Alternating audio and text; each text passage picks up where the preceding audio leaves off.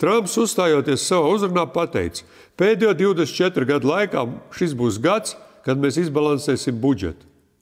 24 gadus ir bijis tieši tāpat kā Latvijā. Ko tas nozīmē? Vienmēr izdevumi drusku lielāki, pat ne drusku, bet lielāki kā ieņēmumi. Un pēdējais bezdeficīta budžets Latvijā bija 1999. gadā. Pēdējais. Pēc 26 gadiem. Mana valdība bija 1999. gadā.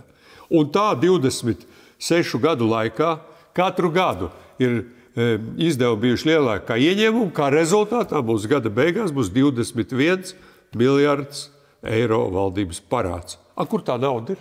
Kas tāds ir noticis tik labs šai valstī, ja mēs esam pēdējās vietās Eiropas Savienībā? Tad kā bija jādara? Tā kā Trumps dara, izbalansēt budžetu, jeb turpināt aizņemties tā kā Latvija dara. Tālāk, Dodge, Masks. Masks katru dienu atrod kādu iestādi, kas jālikvidē. Viņš atrod apmēram miljardu dienā neliederīgos izdevumus, kuri tiek samazināti. Melnos caurums atrod. Latvijā to vajag darīt, ja nevajag? Vajag. Tātad atkal Trumps un Masks dara pareizi, mēs atkal darām nepareizi. Un Trumps visur ir vainīgs. Visur Trumps vainīgs ir. Tā ir tā milzīgā nelaime, kāpēc Eiropas Savienība, es vairs neticu viņas nākotnē.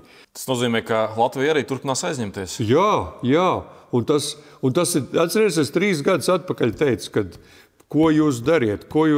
Jūs aizņemieties, tā kā pienāks tas smagākais brīdis, tad jau jums vairs nebūs lielas iespējas, un tagad tas brīdis ir pienācis. Igauniem ir 10 miljardi apmēram valdības parāds. Mums šī gada beigās būs 21 miljards. Igauni ir smaidi uz lūpām. Pāris miljardus iztērēs aizsardzībai.